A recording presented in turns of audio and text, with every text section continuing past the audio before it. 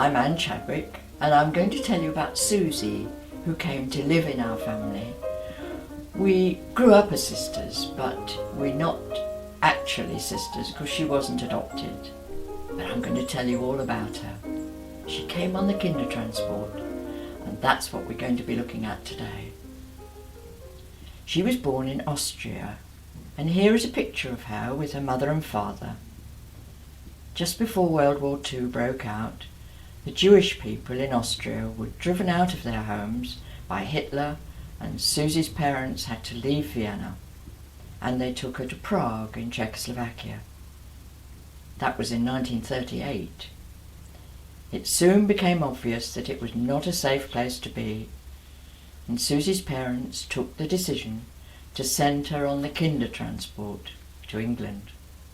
Suzie came on one of Sir Nicholas Winton's trains.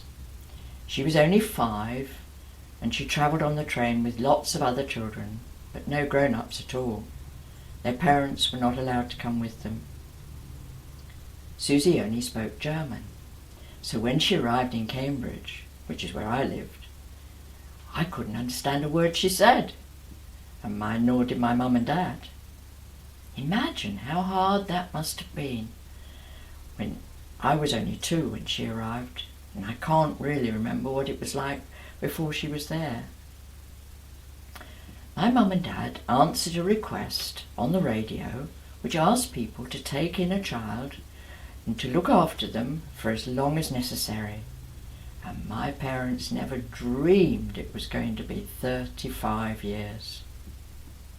They had to pay the British government £50, which was a lot of money in those days, and that would be about £1,000 today. The government wanted the money so that they could send the children back to their parents when the war was over. So that's what Sue looked like when she arrived in Cambridge. My dad is now 99, but he said he can remember seeing her standing on the station at Cambridge with a little suitcase, clutching her teddy bear and holding the hand of the person who had brought her from Liverpool Street, which is where all the children were taken, and then they were sent off to different parts of the country. If you go to that station, ask someone to take you to the memorial to the Kindertransport. It's very cleverly made and shows the railway and the children with their cases. So, in 1939, I suddenly had a big sister, and we had to find a way of talking to each other. My mum was a teacher, and I bet she invented all sorts of ways of helping her to learn English. Because my parents didn't speak German, it must have been jolly hard for all of us at the beginning. They had a friend who did speak German, but Sue didn't seem to understand what she said either. I guess she was so frightened at leaving home and coming to a strange land and family.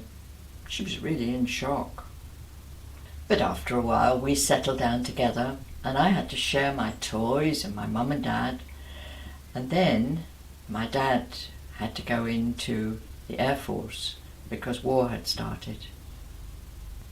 So Dad went off to learn to fly aeroplanes, and then we had to give up our house in Cambridge to a family who had had a bomb dropped on their house in London, and we had to move to live with my nan.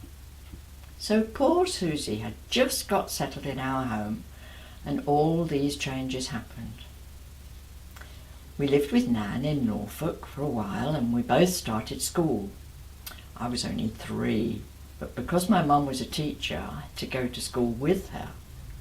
Suzie rode on a little seat fixed on my mum's bike, and I had a little fairy cycle. When it was cold in the winter, my mum used to wrap us up in brown paper and then put our coats on top because that kept the wind out. It's jolly cold in Norfolk. Suddenly, we were allowed to move near to where Dad's RAF camp was in Lincolnshire. So we moved again, this time to a farm. Do you know, there were geese on this farm, and they used to chase us. And they could run faster than we could. And they were nearly as tall as we were, and we were really afraid of them. The farmer told us to walk slowly or stand still.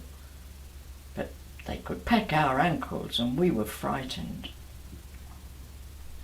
All the time that we were moving around, my mum wrote to Susie's parents and told them how well she was being looked after and what she was doing at school and the fact that she was learning English. I've still got a letter from her dad. He wrote to her and he said he was pleased that she could learn to speak English, but she mustn't forget her German, or he would not be able to understand her when they met again. That's such a sad letter, because he never did see his little girl again. During the war, her dad went to Paris in France and fought with the French Freedom Army. But in 1944, he was caught and sent to the concentration camp in Auschwitz. That is so sad that Sue's dad went there. From lots of papers which I've still got, which belong to Sue, I know that her mum was gassed in a different camp, Troniki, so they were not even together at the end. Poor Sue. But at least she was safe and happy in our family. But her aunt had managed to escape to England with her son, who was 11, and they went to live in Birmingham. Do you know, they got out just the day before war broke out. So her aunt came to visit us several times, and here is a picture of all of us by the river in Cambridge. And we know that Aunt Aranka, as that's what she was called, she used to write to Susie's mum, Hansie, and tell her about their visit, so I think that cheered her up a little bit. But Susie was her only child, and she must have been so worried, hoping that she got a nice home and good foster parents. What her mum didn't know was that I was a little tomboy, and we used to fight a lot. And when we did, we pulled each other's hair. She had lovely, thick, dark curls, as you can see from the pictures. And I had long, fair plaits, and they were good for pulling. But we were good friends as well. Let's go back for a moment to when we lived on the farm. I shouldn't really tell you this. Don't do this at home anyway. We hated the children who lived next door. There were 12 of them, and they were always coming through the fence to play in our garden. One day, Susie and I caught one of them. He was about 5, and we were 6 and 3.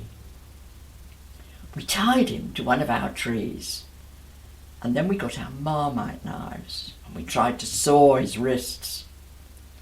It was a good thing these knives were for spreading Marmite, so they weren't very sharp. But my mum was furious. When she saw what we were doing, she rushed out and rescued the little boy, who was crying.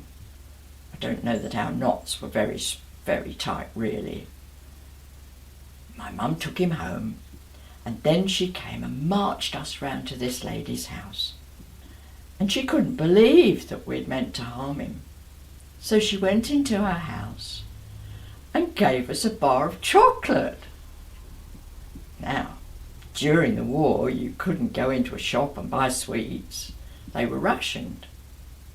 That meant that we had to have ration books, and the shopkeeper cut out the coupons when we bought some sweets.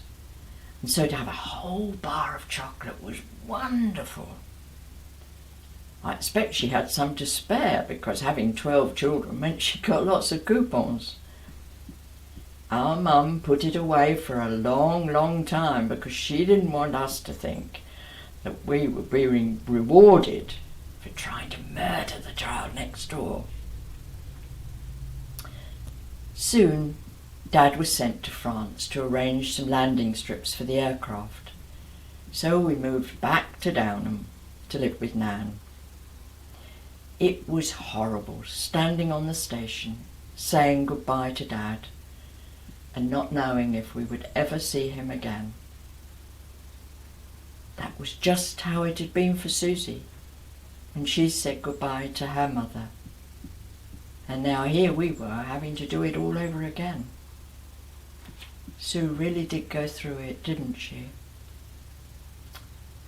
We had to change schools again too. I think we went to 13 different ones altogether. We were allowed back into our house in Cambridge before the end of the war, so by now we'd lost count of how many moves we'd had. All food was rationed, so my mum kept 2 pigs at the bottom of the garden. And we helped to look after them. We had lots of rabbits in hutches, and each day we would collect dandelions, and we mixed up their food, and of course they bred like rabbits. So we had to go and get some more hutches. But eventually they had to be killed for food, but their fur made lovely warm gloves. The pigs had to be killed too, but then we got half one pig ration back. But it was the ration for a whole year. The government gave us that. When the war ended, Dad came home, and Mum had another baby. And my sister Rosemary, who is 10 years younger than me, if I hadn't had Suzie, I would have been an only child until I was 10. So I was thrilled, quite recently, to meet Sir Nicholas Winton.